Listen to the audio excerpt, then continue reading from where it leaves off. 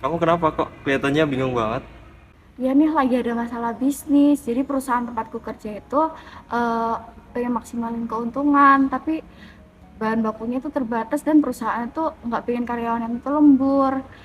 Gimana ya solusinya? Oh begitu. Kayaknya kamu butuh bantuan konsultan ahli deh. Ya juga ya, mending aku minta bantuan ke yang lebih ahli. A few moments later. Selamat siang, nama saya Rian. Ada yang bisa saya bantu? Oh iya, silakan duduk. Jadi gini Pak, saya ada problem terkait ya nih lagi ada masalah bisnis, jadi perusahaan tempatku kerja itu eh, pengen maksimalin keuntungan, tapi bahan bakunya itu terbatas dan perusahaan itu nggak pengen karyawan yang itu lembur. Gimana ya solusinya? Bisa dijelaskan lebih detail permasalahannya? Jadi perusahaan tempatku bekerja itu produksi dua sepatu kan, sepatu kets sama sepatu sneakers. Nah, perusahaan tuh pengen dapat keuntungan maksimal dari produksi dua tipe sepatu itu. Buat produksi sneakers sendiri tuh butuh benang sebanyak 8 meter kan. Tenaga kerjanya itu 2 jam. Keuntungan yang bakal didapat itu 80.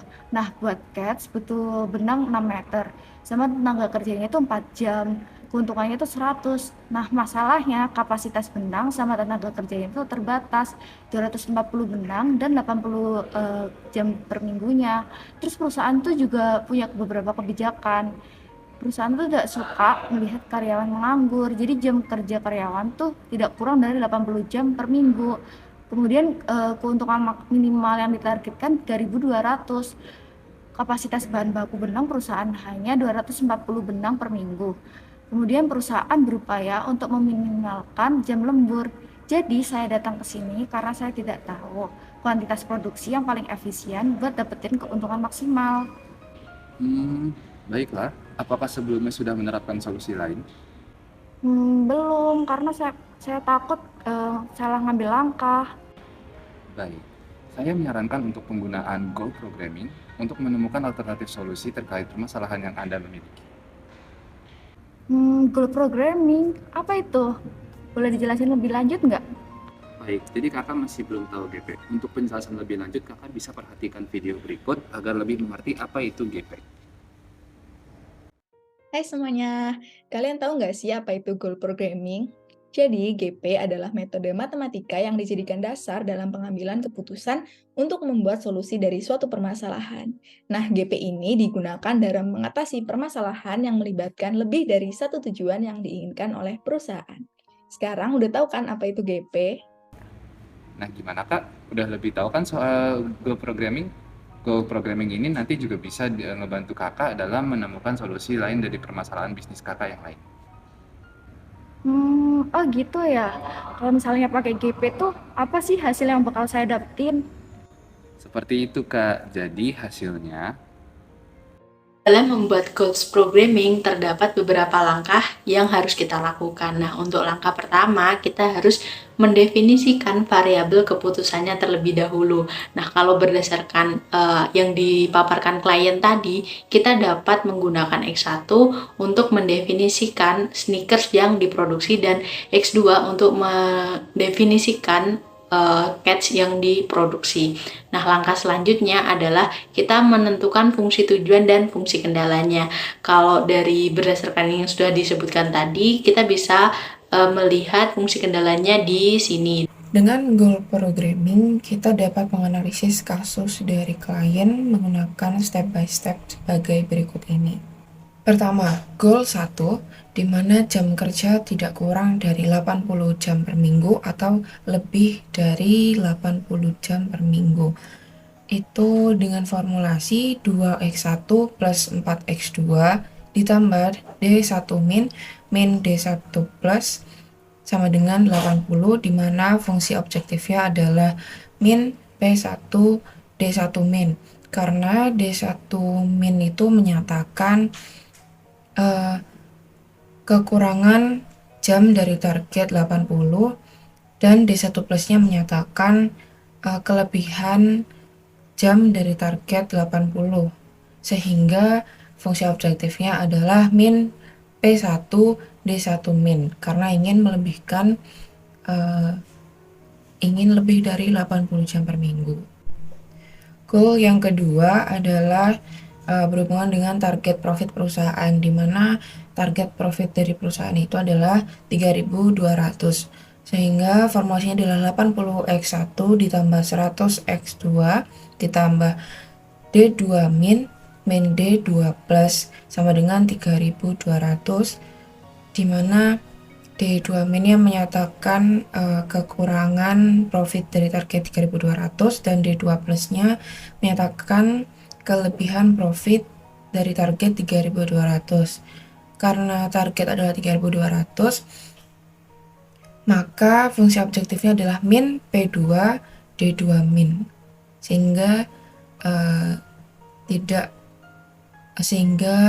kekurangan dari profit 3.200. Berikutnya adalah goal ketiga, di mana itu berhubungan dengan kapasitas benang di perusahaan.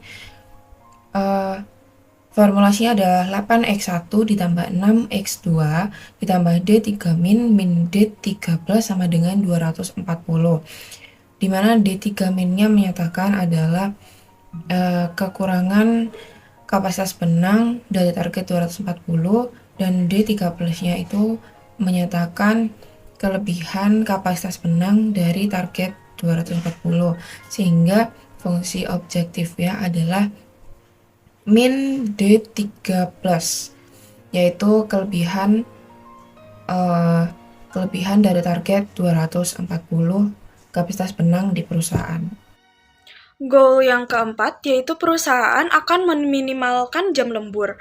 Karena ini berkaitan dengan jam kerja, maka goal constraint-nya ini akan sama dengan goal constraint pada goal yang pertama, sehingga variabel deviasinya juga sama. Karena perusahaan ingin meminimalkan jam lembur, maka yang diminimalisir adalah D1+.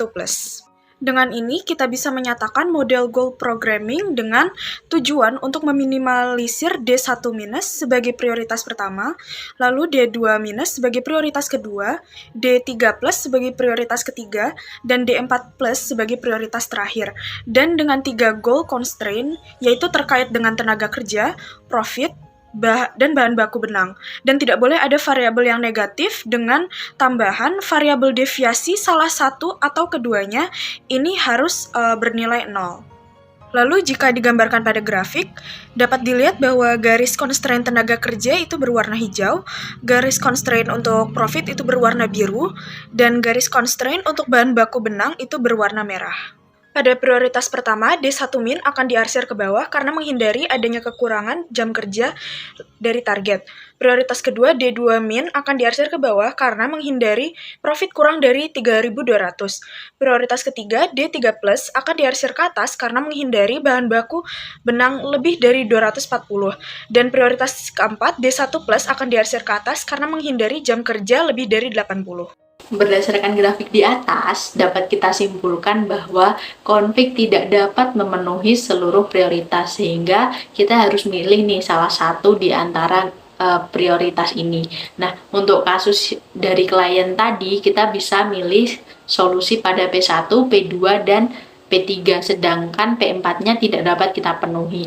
Maka dari itu, untuk deviasi dari P4, kita harus memilih yang paling minimal. Di sini ada titik X, di mana titik X ini merupakan titik paling minimal yang menunjukkan angka 15 dan 20, sehingga kita dapat memproduksi 15 sneakers dan 20 cats.